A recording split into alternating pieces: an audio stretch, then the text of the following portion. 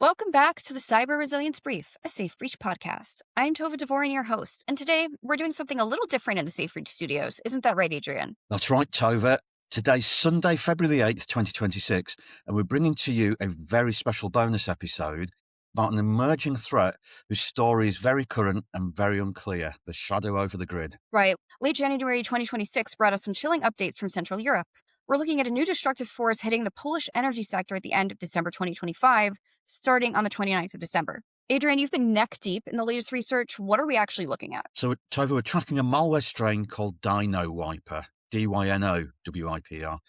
While the world has been focused on ransomware for years, DynoWiper reminds us that some nation-state actors, for them the goal isn't money, it's pure, unadulterated disruption and destruction. Chaos for chaos' sake. Doesn't that sound like some of the calling cards of Crink? And so far, our research points to a very familiar hand behind the DynoWiper wheel. Exactly, Tova. The TTPs, tactics, techniques, and procedures, point to two Russian groups.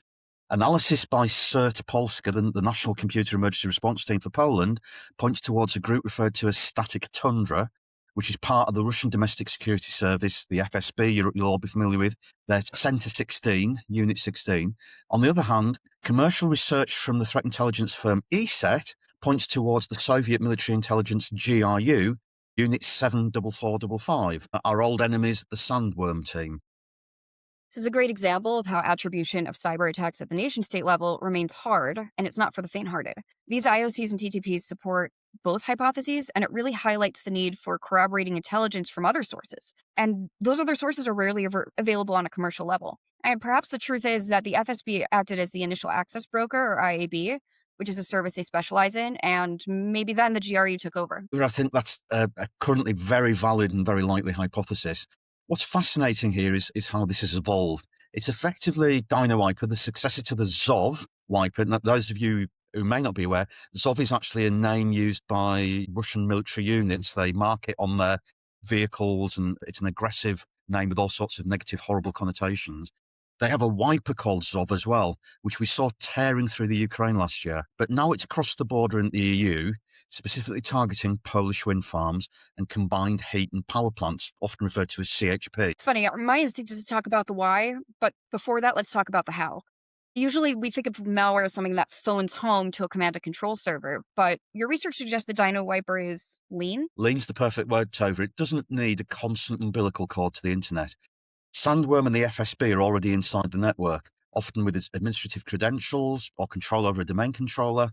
They move laterally and drop the wiper internally. So it's already in the house before the lights go out. Precisely. They're using internal staging paths like /domain controller sysvol or hiding in the C Windows temp folder. They're even masquerading as legitimate updates.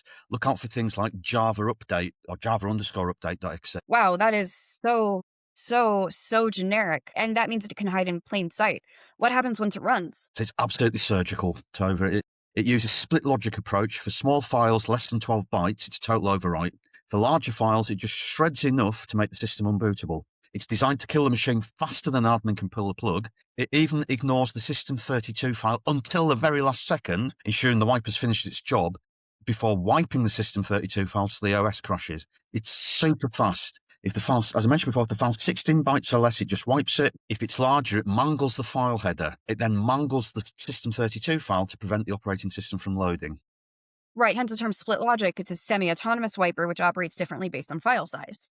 Exactly. It's also been overwriting PLC controller firmware. Interestingly, it uses a pseudo-random number generator. For our mathematician listeners, or even for our non-mathematician listeners who are interested, it's called a Mersenne twister. Specifically, mathematically, it's designated as MT19937, super fast because the pseudo-random numbers are from a pre-calculated table. This does introduce a weakness cryptographically, which is if you get over 640 consecutive outputs, the future output can be accessed and predicted. However, not for public discussion as to the how, but we are aware that this methodology, alarmingly, could already be considerably enhanced for much, much faster operation. And we'll be right back.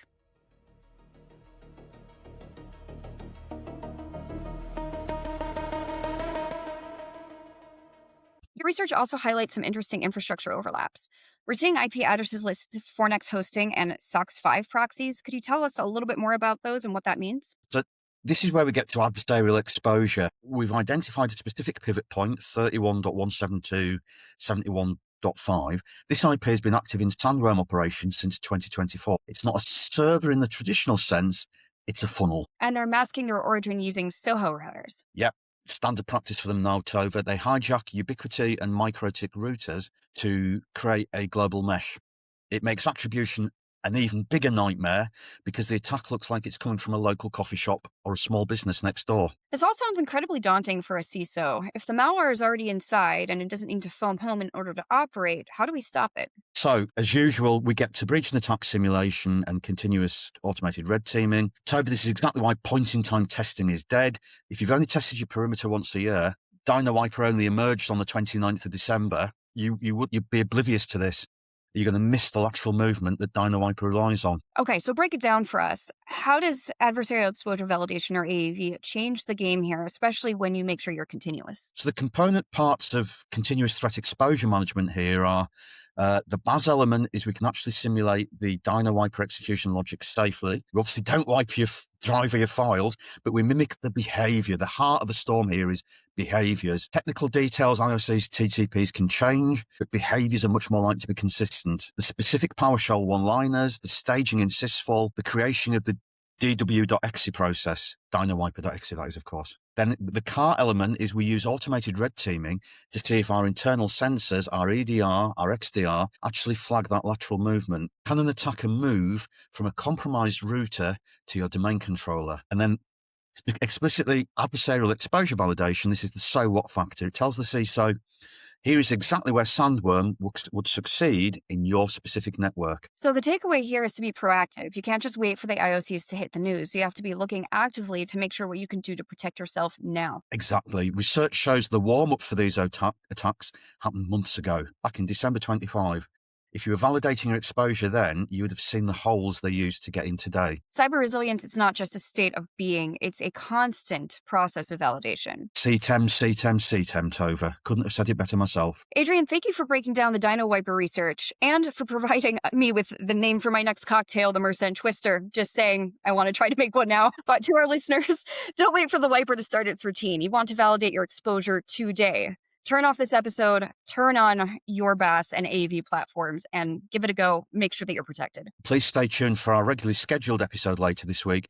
We'll be continuing our deep dive into the Russian-backed nation-state threat actors. But in the meantime, stay safe with SafeBreach. Take care, everyone. The Cyber Resilience Brief is a SafeBreach podcast. Executive produced by Adrian Culley and Tova Dvorin. Music produced by Sarah Dressner. Hosted, edited, and compiled on Riverside. For more about SafeBreach and how you can validate your security controls across your entire IT infrastructure, visit us at www.safebreach.com. That's www.safebeach.com.